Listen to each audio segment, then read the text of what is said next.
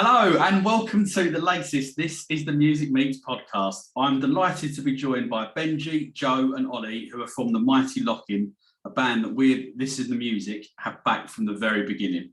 Lads, welcome back to the This is the Music Meets podcast and thanks very much for coming back on. How are you all doing? Nice one for having us, Mark. Yeah, all good, mate. How you been?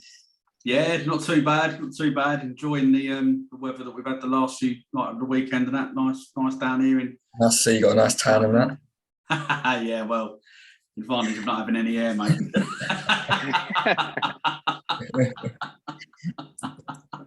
So we're obviously going to come on and sort of talk all things Lock-In in a little bit. But obviously, as you know, This is the Music. We like to sort of shine a light on bands like yourselves. You know, new music. Bands that are rising up. Rising up through the scene effectively. So, kind of like since we chatted just over like a year ago on the podcast, which bands from that sort of the new music scene have been you've been going, yeah, I like the sound of them. One's for me to keep an eye on type thing. I know I've been listening to a lot of a band called the Delights. Started off with their tunes sometimes lately, probably about a year ago actually, but only sort of in the last 6 months been proper getting into them. And we got to meet them at Great Escape Festival, sound lads, and just digging their sound really, proper jangly, sort of thick melodies. They're really good, really good. Nice, sounds promising. And Joe, how about yourself? I don't know, I just listen to absolutely everything at the moment. I think, to be fair, in the last year or so, Ben just probably got me into the Aussie sort of scene and sort of band called Rum Jungle and Sticky Fingers and Spacey Jane, and then we band called Planet, which we also met at Great Escape Festival, and we got the opportunity to support them a few weeks ago in Hartford, and they're really, really nice lads. They've just got an album come out, and that's a really good album. So yeah, I'm really, really digging that sort of thing at the moment, which is pretty cool. Nice. And what about you, Ollie? It's similar to Joe. It's just very much been just exposing ourselves to everyone, getting a chance when we go and play gigs, just getting to know other bands. And it's actually, you allow yourself to discover so many of these up and coming bands in a similar situation to us, just wanting to break through and have a love for music. There's one band in particular, Blondes, I've been listening to. They're good. Because I was at Great Escape Festival, I didn't get the chance to go all weekend because I was working. But I think they played, I think it was the same day as us. I was going to miss them. But yeah, Blondes are ones that I've been sort of keeping under the radar as well, just listening to sort of quite often as well. It's all good. We like The Native as well. They're another band that we've been rating a lot. They're doing really well. But yeah, loads of bands really, isn't there? At the minute. Out of backlog. Yeah, definitely. There's it's an exciting time for guitar bands. I think really it's probably the only positive really I think that came out of COVID, and that obviously was that the fact that guitar bands sort of I guess got a bit more attention and were able to rise again, so to speak. So one of the things I want to go back to, obviously last July, and I know this would have meant a hell of a lot to you because obviously you are massive West Ham fans. You got involved in the kit launch, and obviously, so what was that like then for you? Obviously, getting involved in that and being part of something special, especially obviously after the great season that we had last year. I think just there's no word to describe it really. Off the back of that, like I know I've been away with West Ham a fair bit this season. I just went to Lyon and Frankfurt, and just like the response off the West Ham fans, and I've made loads of friends off the back of that video as well. And it's nice that even away from the band, the fact that we did that has made me sort of, some great opportunities. I met some great people. So yeah, it's just been a class really. And how about you, Ollie? Did it sort of live up to expectations for you? Oh, definitely. I think the kit that we had last season, or the season just gone, was definitely sort of a step above, I think, what we've had in some recent times. And it was nice to be a part of like almost a new wave of kit and West Ham, in a sense, with a new wave of music. It's nice to sort of combine the two, the sort of quite fresh kits with quite hopefully fresh music, which we like to create. And it was nice to just be involved. And I've had people that I know of and they know of me messaging saying, or seeing me out and about saying, can't believe that West Ham video. Even now when it's coming up to the new season, still saying, can't believe you did that West Ham video last year. It's like I don't realise how many people actually saw it. And it's definitely been a buzz for us, and I think it's definitely allowed us to expose ourselves to a demographic that we're also part of, because we're all young lads. We all like football. We're all West Ham fans, and it's nice to be able to sort of be involved with what we love, and especially being West Ham fans, it's nice to be a part of the club. Yeah, mate. Yeah, definitely. And I don't know, but if you remember that. Do you remember the so it was the first year also when we moved to the Olympic Stadium? They did that kit launch thing with that comedian rapper thing. I don't know if you remember that. I unfortunately went, and it's about an hour of my life so that I've still not got back. It was truly horrific. So at least they went with something quality this last time around anyway. Shocking. But to be fair, I mean, I'm glad we're a part of a kit launch for actually a nice kit, because this season, I'm not a big fan of this season's one, but it's a bit different, isn't it? Yeah. I'm not liking the aesthetic with the stripes on the shoulders, but hey, at least I think it definitely looks better on the players than it does just seeing it in person, or if you're wearing it out and about. It definitely looks as part of a whole kit. Looks good. Yeah, as part of a whole kit, it's nice, but I think the individual elements are a bit ropey. Well, you won't be getting the gig this year after that comment, mate. So you've gone. So obviously new music. Obviously released 2 singles this year so far, Insecure and Vandross. So what can you tell us about the 2 tunes? Insecure, I think the tagline, just another boy from a town called Sorbo, sort of rings the most out of that song. Bringing it back home to where we're from was something important, especially making a music video with some close friends of ours at our home, the Queens, which we seem to be mentioning a lot in our songs. Obviously, in No Time to Decide as well, obviously says meet me down Queens. You've got to bear in mind that I work there, or still do sort of, and Sam works there, or tries to work there. He does like 2 shifts a week. But yeah, we say that's our hub in Sorbo. And so it's nice to, bring it back home with these lyrics. But yeah, Vandross is the new era of tunes as well, which is class. Yeah, no, definitely. And obviously you mentioned Queens there, and obviously you recorded the video for Insecure there, which looked like a lot of fun. To be honest, would that be a pretty fair and sort of accurate assessment of that video? I'd definitely say so. It's something that we, I don't think any of us have been involved in a music video before. I mean, people probably have had input where they've been in something before, but to have it all centered around us, it was a new experience for all of us. And to do it about in our home, our hub, our home, something that we've created. It was just a new experience, and it was just something we definitely like to do again and again and again, and hopefully bigger and better next time and time again. So it was definitely good fun. Great stuff, and obviously just there on the singles, it's sort of evident to me. Obviously, someone who's been listening to you from the first release, really. But obviously, like the band's sound has obviously evolved, but for me, it's still straight away that's instantly recognisable. That's lock-in as soon as it comes on. So, do you feel like personally that your sound has evolved? And if yes, kind of like what are the influences behind that? Well, I don't know, there's much more of like a mature sound now with elements of the melody. And I think I never used to write lyrics before Lock-In. To be honest, none of us were in a band before Lock-In, so we was, but we've all been together. Do you know what I mean? Yeah. So I think it's just maturing, whatever that might be. I think my lyrics have become a lot more relatable, rather just writing about anything and anything. I sort of like to say how I'm feeling about stuff, and sort of try and make other people relate to it, rather than just sort of come up with something that I think sounds cool. It's sort of making it a bit more, adding a bit of personality to it, and sort of adding these signatures to our sound that makes us. Yeah. Sure. So, go on. Oh no, go on, carry on, mate. Go for it. I was just going to say, is obviously Joe, as a new member of the band, what does he think about Vandross and what he's brought to that sound as well? Because obviously I feel like we're in a new realm as well with the sound and a new era. And I think, Joe, you can touch on Vandross and what you think of like that sound and where that's going. Yeah, I think it was quite us. I mean, we one of the first times we all got together as like as a five. We sort of the first session we Vandross was sort of floating about anyway, and then like we all sort of rehearsed it and it clicked together pretty quickly anyway. I think we all have known each other for ages anyway, so it's not like I'm a complete stranger. Obviously, Benjy's my brother as well, so we have that.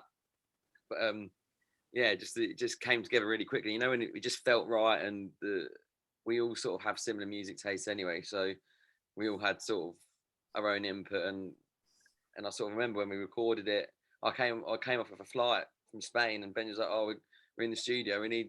Can you come and do the guitar?" And I was like, "Oh yeah." And I literally went straight from the airport to the studio. It was a bit of a surreal experience. I felt like a bit of a rock star, to be fair, but no, it was good. But that was your first true experience of locking, getting off a plane and coming straight to the studio. I think that sums up the chaoticness a little bit of it all, but I think that's what makes it work so well. And as you touched on about us writing the song, literally, yeah, we did it in a day. Well, not even a day, we do like 4-hour rehearsal sessions. We don't like to long it out too much because it just sort of, you go nowhere creatively. We'd rather a short, intense session, but yeah, fell out of the sky, as they say. And since then, we've wrote a whole bank of songs, and as you say, it's still lock-in, but we're definitely entering a new sort of era of sound. I think it touches much more on the Aussie scene, and we've written a lot of fast songs before. Not to say the new songs are slow, but they're definitely different. Sounds really exciting. Obviously, as a fan of the band, not just not just a sort of a mate of the band as well. Sounds very, very exciting for me. But just also as well on like the style side of things, obviously mentioned there the sound, but also as well your look as well is obviously also evolved as well since like the very first single, and since I've obviously like got to meet you and stuff. So that also kind of like crosses over into, I'm assuming, into the creative style of what you're writing and recording as a band. So who then, for all three of you really, who like are your sort of fashion style influences? Should I start? Harry Styles over. Yeah, well, it was quite evident that I like Harry Styles' sort of look, and not so much his look, to be honest with you, but we obviously share similarities. We love a pair of flares, but I'm more so the fact that I just respect the fact that he doesn't really give a fuck. That's more where I'm going with it. And I think since we started, it's quite evident to see from the first pictures to now that it's sort of just got more and more and more myself. Not more Larry. It has got more Larry, but it's not, that wasn't intentional. I'm just expressing, you know? Yeah, your twist type of thing on it. Yeah, exactly. And how about you, Ollie? Who you say is your sort of like style icon? I don't really have an icon as such. I think it's only fairly recently that I've developed some sort of a fashion sense. Because I mean, look at the very start. Benjy and Joe there. One of our first photo shoots, I was in just like an oversized black t-shirt and some spray-on jeans, and it's like I look back then, I think I could never fit into. I put on a bit of weight as well, so I like to wear straight cut and oversized stuff anyway to cover it up. But I think I could never pull off I could never pull off spray-on jeans again anymore, and it's just because I've developed and I've been a bit more brave about just trying stuff. And like Benjy says, just don't give a fuck. Like if I'm comfortable in it and I enjoy wearing that sort of stuff. Now I'm not necessarily going to go out and go completely wearing like, I don't know, netted fishnet tops and stuff like that. But I think I'm very much open to just letting loose and just trying stuff. And I'm not afraid to buy stuff and send it back if I don't like it. So not necessarily, I've not got any icons yet, and I'm sure I'm going to keep developing even over time. But as it stands, it's just, I've finally developed some sort of an eye for fashion, I think. But it's going to develop as much as the band has, I think, and it's going to keep going and going as different times in the band's life come as well, I think. And how about you, Joe? Would you say you're a little bit more, chilled out with the fashion compared to your brother? Yeah, it's a difficult one, because I feel like before I always used to dress I like flowery shirts and paisley, and I think I went for a pretty green phase at one point. But I think as a band, we all kind of dress similarly, but there's some sort of individuality towards it. And I know me personally, I am a bit of an Adidas fan, and I always have been, and I still think I can find ways to fit that sort of clothing style into stuff we wear today, like not necessarily like your terrace wear and what you'd wear to West Ham and stuff and Stone Island and CP, but I still think I like throwing together an outfit which might not necessarily be the usual outfit, but then it works with us and the colours we go for, and I can still put on a pair of gazelles or something, and it works. And I think we all sort of have different taste in clothing, but it seems to work. And like Sam likes wearing his t-shirts with the logos and the graphics on the front and stuff, and Benji's always got a one piece on, so I don't know how he goes for a toilet in them. I don't want to know. Just don't follow him in. That's all I'm saying. So obviously you touched on a little bit ago there about obviously Joe coming into the band, and I understand as well that you are looking for a keyboard player as well to come and join you as well. So first of all, what has Joe brought into the band? Obviously you've done sort of about 2-3 gigs I think together now, obviously plus rehearsals and stuff. So what has Joe brought in terms of like the sound of the band, and also as well, what are you hoping that like a keyboard player is going to be able to bring to the band in terms of sound and maybe like attitude and that type of thing? Well, I think in the production stage, we do subtly tend to add synth within our songs anyway. Not so much that it stands out and you notice, like a Blossoms, for example. Yeah. But just enough to sort of, fill a bit of a void in the layers that sort of just makes it complete. And I think that's what a keyboard player would bring, is just sort of that in terms of live. But again, it's sort of we've as I say, Joe's my brother, and us boys have known each other since school. So bringing someone in is just something that, I don't know, we just sort of want to happen naturally. We're looking for it, and obviously you have to advertise for it. But we're not eager beavers, and we're not like, scratching to get a keyboard player in.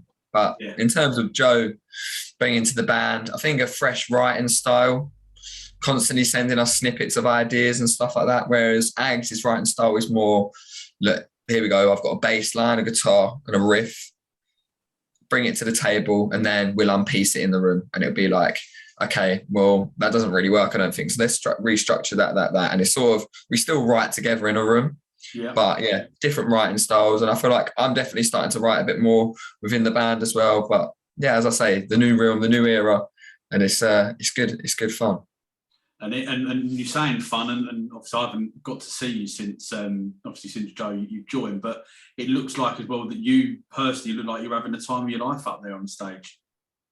Yeah, I think it's always been it feels like I don't know. I've always played music, and I've played guitar for years, and I did do during uni. I did my own thing, and I did a bit of writing and stuff solo. But it just feels different when you're up there with your mates, and I don't know. You kind of forget before you go up on stage, you get dead nervous. And I'm like, oh, here we go. And then as soon as you get up there, you completely forget about everything. And I kind of forget that there's actually a crowd there, and you're just up there with 4 other blokes, and you're just having the time of your life. And I think I probably concentrate more on making sure I don't fall over the drink Benjy's spill, because I think, how many gigs have I done now? I think I've done 4 or 5. I've done a few, and every time I've come off stage with knee deep in beer or some form of drink.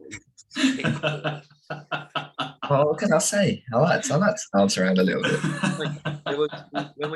When we supported the Skinner Brothers in Bedford, and I remember it so clearly, and there's like a barrier in front, and the guy was dancing with some other guy, and his glasses fell off his head, but they landed straight in Benjy's pint. Like, you couldn't have called it, straight in. And like Benjy put his drink or something, and there was just a pair of glasses in his drink. It was random. It was a random. That was a great gig, that one. But yeah, that was random. Nice. And sorry, just talking there about live gigs. Ollie obviously mentioned it a little bit before. Obviously, the Great Escape Festival. I think obviously I'm right in saying it was the first time that you played there as a band. So what was that like being part of that? Obviously, you headlined it as well. Was that the first night that you headlined? I think. We was third last on with sub-headlined, and it was Roller and Rats after us. But yeah, no, it was fucking sick. It was sick. Yeah, I'm surprised you remember much. Really, I've seen the a couple of the promo videos that you did for it with the crowd surfing off of the side of the stage and that. I mean, for you guys watching that, Ollie, go. I mean, what's that like? Just thinking, what is he doing this time? Yeah, I mean, go on, Ollie. I was going to say, it's kind of second nature. Benjy's going to stage dive at a gig. I know he always says, I'm not going to do it this time, I'm not going to do it this time. But I think it's just in the moment, I mean, Great Escape was unbelievable. It was such a prestigious festival, and it's an honour to be a part of it. That there's some other amazing acts there as well, and being on sort of sub-headline just before two other good bands as well. It's like, it's always an honour to go out and play, especially in front of a crowd that I don't think there were many people there that actually were there for us. It was a lot of punters that were going there just for the music, and to be able to play in front of, I don't know, what was it, 250 cap or something? And it was pretty much full to the brim of people that were just engaging with us, and you saw people dancing. It's just, and then I think Benjy having the confidence, I could never stage dive, I haven't got the balls to do that, but I think Benjy doing it to a crowd of people that have only just discovered us, I think it's credit to I think us as musicians, but also crowds just being so reciprocated. I think everyone's been gagging for live music again, and it's nice to see that it's not dead. The live music scene is not dead, and it never will be, and it's just getting bigger and better. So it's nice to be part of it. Yeah, definitely. Well, I think you boys, as I've said, I think you sort of like are at the forefront really of certainly on the the new music scene and that of that live music revival. I guess really, to be fair, obviously the live gigs, whenever you play, obviously you've just touched on there. Whenever I've seen you live, it always seems to go off. So, which is no bad thing in my book, and I'm sure you guys must be buzzing off that every time you're up there on the stage. Yeah, definitely. I think we're not your typical rock and rollers, and I think when it comes to crowds with our type of music, it might be a bit different to a band that's sort of really heavy, and you can do that. There's constant mosh pits and constant like jumping, say. But to be fair, at Great Escape, I didn't plan on doing a crowd surf, but I knew I was going to jump on that ledge. I would always plan or look at something and be like, oh, that might be quite fun to do, or because I think if I always put my shoes in the crowd's perspective and like, what would I like to see? What would be fun right now? And Dylan Frost, the frontman of Sticky Fingers, or just Sticky Fingers in general, I think they've always got that element of surprise when they play live. It's like they don't know, and you don't know what's going to happen next. Yeah, and I think that's something special. Certainly keeps everyone on their toes, and I mean, obviously, not just being part of festivals, but obviously you've played O'Meara and obviously Nambucca in London, obviously sold them out. So what's that feeling like for you when you find out that, we've put on another gig and it's sold out? Oh, go on, I'll go. It's a buzz. It's a buzz, definitely a buzz. And especially when you get up there initially, but I think we always say this term on to the next, and it's constantly in the back of our minds that we're always sort of striving for the next thing though. So as much of a buzz it is that first song, and when you get onto that stage and your adrenaline's pumping, like I know at Great Escape, I lost my breath completely. I was running like an idiot, like completely lost my breath, couldn't speak, couldn't say nothing. I had to stand there for a second and sort of laugh and be like, chill out, because there's so many people in the room. But then you get in the zone, and you're a performer, and you've got to do your job. That's at the forefront. And just have fun. That is literally have fun. And think about the next thing after the show and what's next, and what step do you want to take. Yeah, sure. And obviously you've got a couple of new gigs that are lined up sort of next month. You've got your acoustic gig over in Harlow, an area that I know very, very, very well. And also as well a full band gig in August. Well, I'm assuming it'll be a acoustic gig, just a couple of you, but a full band gig obviously at Rewired Festival in August with This Feeling. So kind of like two different types of gigs I'm sort of assuming. So what for people that are going to be going along, what can they expect? Go on, Joe. You take this one. Well, I mean, but I think Sunset Sessions is one we've done before, and so I think it's nothing too dissimilar to us what we usually do, but just a bit more chilled. Still the same songs and that sort of thing. A few more covers thrown in there as well for the crowd. But yeah, I think one thing we said, and I rewired is we got a new set for this sort of summer period, and I think one thing we definitely tried to work on was not having 8 songs or whatever. It's a 30-minute set of just like different components and that sort of thing. We wanted to make sure that it's an experience for people from start to finish, rather than having a break in between and that sort of thing. So yeah, like it is like a bit of a performance, and rather than a collection of songs. But and we're looking forward to it. And I think Leeds. I'm looking forward to playing Broodnell Club, because I've always heard such great things about it. Yeah. So many massive, amazing artists have played there. Like I mean, we're all in Sam Fender at the moment, aren't we? And we're going to see him in July at Finsbury Park, and I think he's played there. And just it's nice to see bands where they are now. And I mean, I watched this set at Glasgow and just thought, like, we're sort of sharing stages with people like that, and that kind of it's kind of surreal in a way, I suppose. Yeah, and I can imagine as well, probably like a proper buzz, and just sort of talking there about other artists. For you, we'll come to you first, Ollie, on this. Who would form your ultimate supergroup?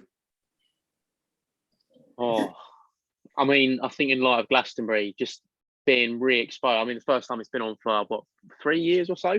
I think it's just seeing so many bands that are just blown.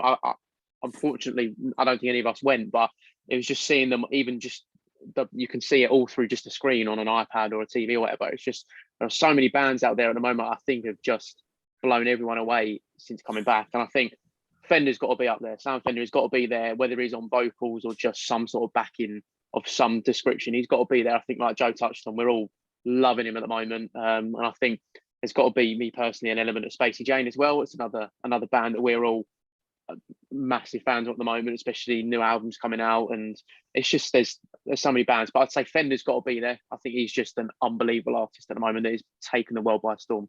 Definitely got to be there. Yeah, definitely. And how about you, Benjy? Is there anyone you want to add on to this super group? We can have Fender, and then it'll be Bez. Bez will be in there. Standard. He's got to be in it, isn't he? Really? Got to be. I think it'd be unbelievable. Always loved Helders from Arctic Monkeys on the drums. Helders, absolutely unreal drummer. And he's got all like personality to him as well. He's not just a geezer that sits at the back, you know. Yeah. He's a member of Arctic Monkeys. Do you know what I mean? Because he's got personality and he's a very good drummer. So you'd think of a lead guitarist, Joe. Would you add? Lead guitarist.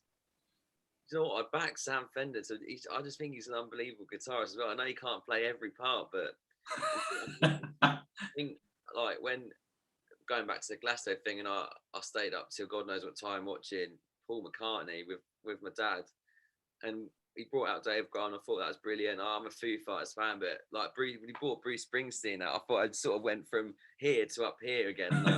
Like, I've only really sort of got into him recently, and Sam Fender again sort of got me into that because I think he's a massive Bruce fan as well. But all these sort of older artists who are actually, it's like they're playing the guitar and singing, like that's their trade. To be fair, when LG brought out John Squire at Nebworth, I think he's got to be an unbelievable shout as well. Like that was what a gig that was, and yeah, that was mad. So having him on lead guitar would be pretty special. That's a pretty mixed lineup, to be fair.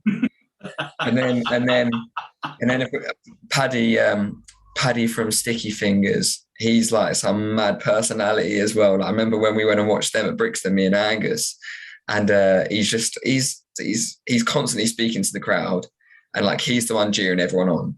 And it's typically a front man that does that, but yeah, he just sort of cheers everyone on. He whacked his sound guy around the head with his bass by accident. He played the harmonica at one point, I'm pretty sure. Oh no, I think that was the drummer filling in, but still, like, mad personality. Yeah.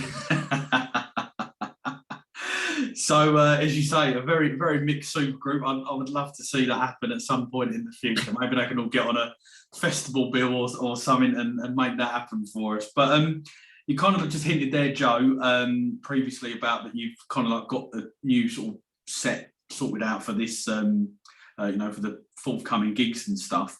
So I don't know if there is a cover song in the set list or not, but if there isn't, for each of you really, what one cover song would you look to sort of try and sneak into a lock-in set? Yeah, I don't know how much to give away, but no, we I think the songs we have covered, we've been practicing in rehearsals, are not like, we've not picked songs that necessarily sort of fit our sound. So and trying different songs like Girls Aloud and people like that, and if you look at it and think, actually no, you wouldn't expect a sort of indie band to play that. And there's always that. I mean, I've loved Live Lounge ever since. I remember being younger and having it on my iPod, having like the Live Lounge sessions, and listening to random bands covering. I think in the original ones, they always used to just cover completely random songs, and I think I'm a massive fan. I don't know about the other boys, but doing different things and that you wouldn't necessarily like. Still, I mean, I'm trying to think at the top of my head, it slips my mind, but just different.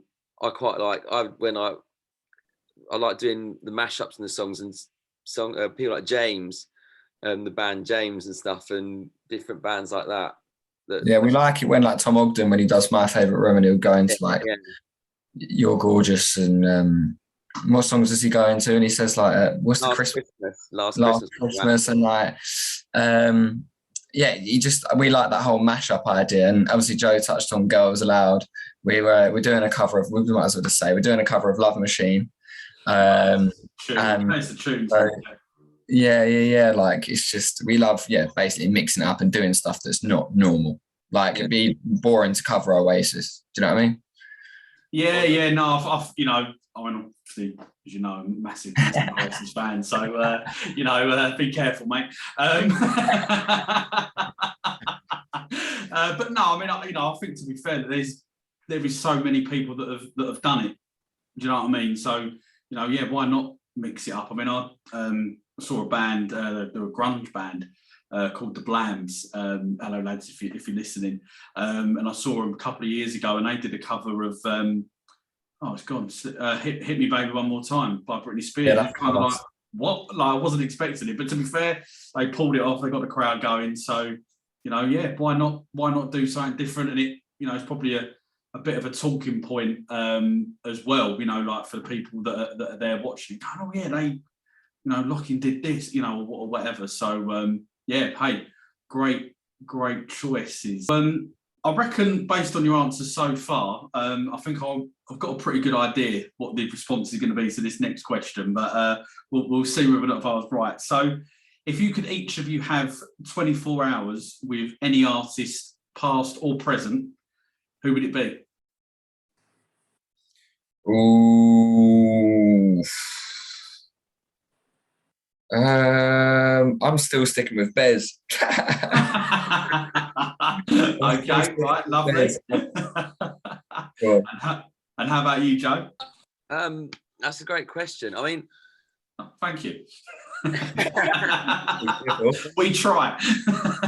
I think it changes, but I mean, like, I think songwriting wise, anyway, and I know it's all a bit up in the air at the moment with Catfish, but I mean, I think in terms of my favourite band, Catfish has always been up there, and Van McCann for me is just sort of.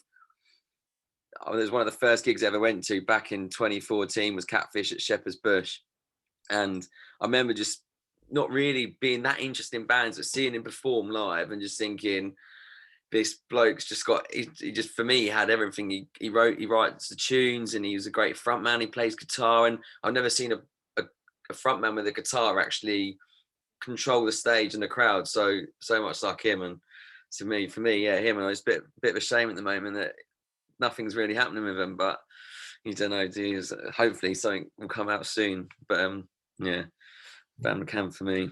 Yeah, absolutely. It's, as you say, it's a very bit strange what's gone on there. They're meant to be supporting Stereophonics, weren't they, in Cardiff a couple of weeks ago, and I think it's just Van McCann left in it, I think, at the minute. So yeah, I don't know what's going to happen there.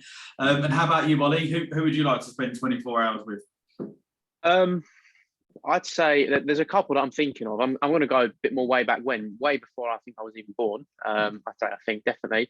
But a band like the Beatles, for example, just being like as global and as massive as they were, and just having like fans like being obsessed with you and just like experiencing it. I know it's obviously just having their music as well is second to none. It's classic, and no one can deny how good the Beatles are, and it's just being involved in that. But I think also I've got a guilty pleasure for Whitney Houston, and I think I'd love to be a part of her and just sort of just being part of that. And I know it's a very different style to the music we've got at the moment, but I think it would just be, again, having such an amazing artist in front of you and just being part of it, and just having people idolizing a voice and just keeping people, I mean, getting going with How Will I Know, but then also going with a few more of the subtle upsetting tunes.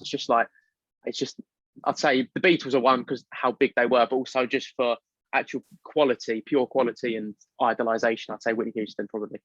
And we've got different perceptions of what 24 hours is looking like with these people. Yeah. Because those talking about writing with Van McCann, I'm thinking about going on the lash with Bez, to be honest with you. I mean, we can sit down and write a tune or two if you want it, but go down the Queens or something. I mean, all I was thinking there with Whitney Houston, I was just thinking, at what point is Ollie going to ask Benjy to sing that in, and get that one of her songs in the set? Yeah, that's it. I didn't know you had a guilty pleasure for Whitney, mate. Fair play. Oh, mate, 100%. Just as much as Taylor Swift. Yeah. Right, we'll leave that there. And I must say, what I thought you were all going to answer, completely wrong. But we'll leave that there. So, what is your? What would you say is your favourite pizza topping? So, it's definitely not pineapple. If anyone does say pineapple, get in the bin, Ollie. You're off. Off. In the bin. Pizza topping. I like. We just going Domino's, sort of. No, you got anything you want, mate. I mean, there's multiple. I like a meaty pizza. Sausage on my pizza's good. Don't mind a bit of veg in there as well. Pepper, tomato base though. Tomato base, 100%. No barbecue base for me. Thank you. Yeah, do you know what's mad? I can't remember the last time I had a pizza. But that's bullshit. It's not. But it's this temple of a body. No, pepperoni, mate. Got to keep it simple. I do like a bit of red onion. I think it just goes nice and everything. If you don't really want something too hefty, nice little bit. And that's the only veg I eat really. Apart from that, I don't really eat veg. No, can't go wrong with a bit of that and a bit though, like as Ben said, pepperoni. I have that on everything. Yeah, I don't know how you didn't say pepperoni. We have pepperoni in the fridge. He has it in paninis. He eats pepperoni on its own. I mean, each to their own, I guess. Yeah. It's the same with Marmite though. I'll have Marmite on everything. Yeah, maybe not pizza though. I don't know. To be fair, I'll probably have dip crust. At uni, I definitely dip my crust in Marmite. Bullshit. You can't beat a bit of Marmite, to be fair. That's all good, but I'm not sure about pizza. And but Ollie, I'm guessing by Benji's reaction there that you're like myself. You do like a bit of pineapple on your pizza. So I'm reckoning. Ham and pineapple is staple in my opinion, sweet and salty, but it's also, if you get a pepperoni pizza, it just drips with grease. Ham and pineapple, it feels healthy. It's obviously not healthy, but it feels so much more healthy than having pepperoni because it doesn't drip with grease. But on the other hand, if you haven't tried the garlic spread at Domino's, I usually go pepperoni with an additional garlic spread. It takes it from here all the way up here. It's like garlic bread with pepperoni. It is good. So that is, if I'm going healthy, ham and pineapple, which is normal, but otherwise I'd go pepperoni with a garlic base, with a garlic spread. But yeah, it's elite. Great choices. I'm going out with Ollie for ham and pineapple pizza after this. I'll see you all later. I would not complain. Would not complain. And well, we're going to stay with continue with the food theme. So, what is your favourite flavour of crisps?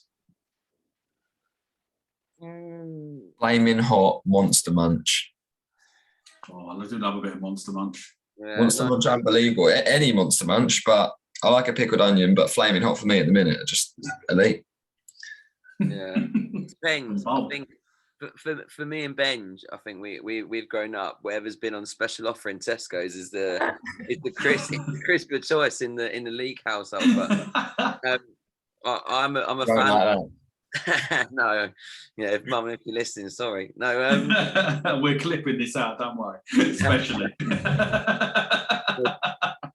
I like a knick-knack. Me can't go wrong with old school. Wow, I haven't seen them in years. Yeah. The orange flavour, like the spicy flavour.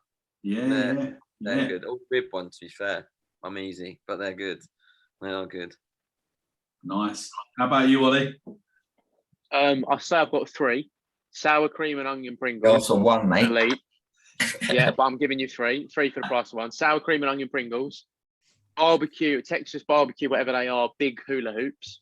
And it's rogue, but I think they do in most shops, but salt and pepper combo mix. It's like all the long tubes and like the little wagon wheel kind of shaped ones. They're in like M&S and Asda and here we go. Look. I've got some from it's all coming out now, isn't it? I've got some from Aldi. Do them as well. I got some from Aldi the other day. All right, they weren't quite as good as M&S, but he's going from M&S to Aldi down here. What's going on there? There are one other supermarket brands in the middle of them too as well. So.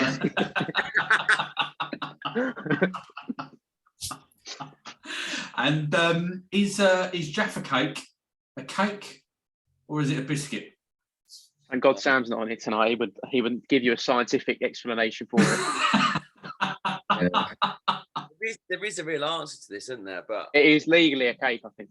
It is a cake. I think legally, Samway says legally it's a cake. He's got a whole dictionary definition of why it's a cake and not a biscuit.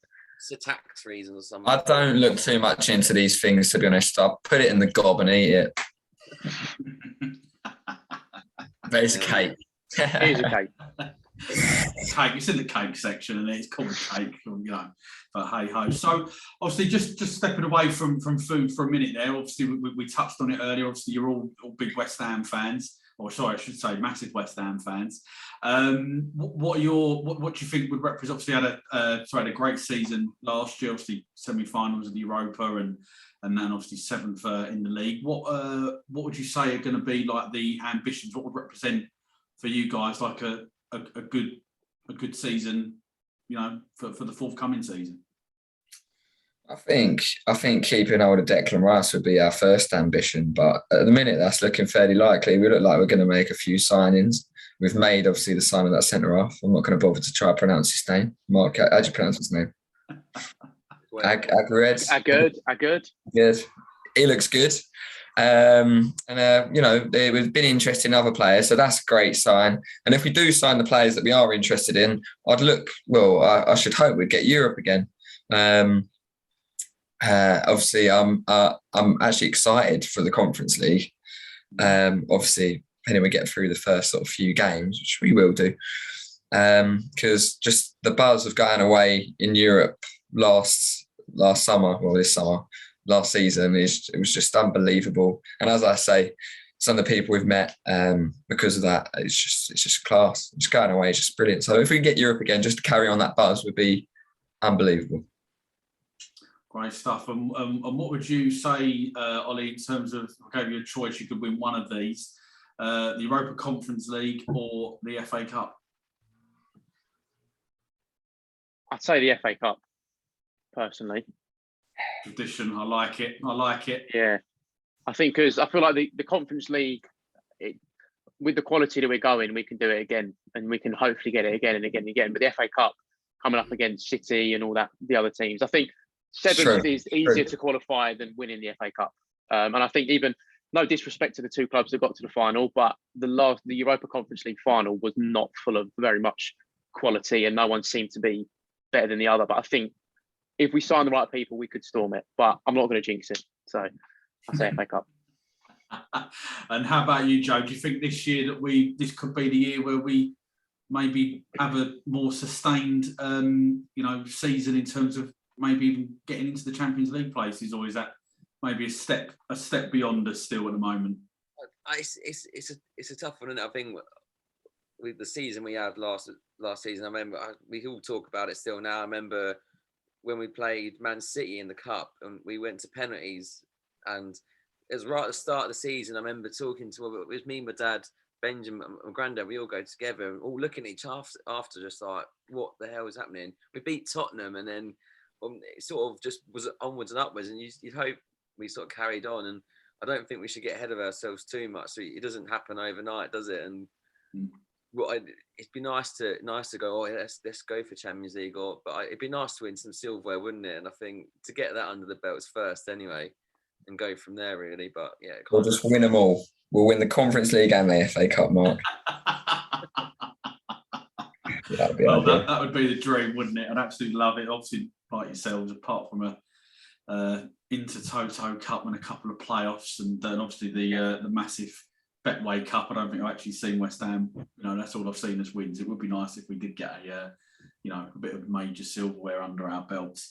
But obviously, going back to it's obviously the band. That's obviously why we're here today. What's next then for Lock-In? I mean, obviously you've got a couple of live gigs coming up, and obviously it's fairly evident. If I didn't already realise it, how the passion that you've got for playing live. Is there like maybe a potential for a tour, maybe in the pipeline, later on in the year? EP, new single. What are the plans? I think so. Starting from Friday, we're going back to our school where we all went to school, and we're doing their festival after sports day. And we're going to do and it's basically going to be the start of a documentary that we're filming throughout this summer. That's sort of going to encapsulate and show people what Lock-In really is. As for live shows and things like that, obviously we've got Truck Festival, and hopefully by the end of the year we'll be travelling about doing some touring. But yeah, we've got this VHS and we're going to be capturing this summer, and we're just getting our heads down and writing, because I think we had such an intense first year. Obviously we spoke about 2 headline shows, West Ham, and it all flew at us pretty quickly. And I think now is a good time to reflect and look at what we've done and build in this new era. And we're already writing songs, so hopefully we'll have plenty of new tunes coming for you very, very soon, which we've got some naughty stuff in the bag, Mark. Love it, absolutely love it. I can't wait. Tour, VHS videos, whatever it is, I want it now. So lads, that is unfortunately the end of the podcast. I feel that I could sit here all night chatting to you, but I don't want to take up all your time, and I know, Benjy, that you're massively into your Love Island, and I can see that starting a bit. So speak of it, Mark. That's not what I've heard. But obviously, massive a massive thank you for coming on. I've absolutely loved every minute of this, and obviously, as I've said to you all before, you're welcome to come back on. Mate, we appreciate your support so much. You always you know, from the start, you've been the first person that sort of really supported us and stuck out to us, and you're still there, still going strong, and we'll together we'll get to that tippity top, mate. So thank you for having us. We really appreciate it. Oh no, the pleasure is all mine, and thank you very much again. And maybe you'll be the first band to get the the hat trick. Well, I can't say ball because that's someone another show does that.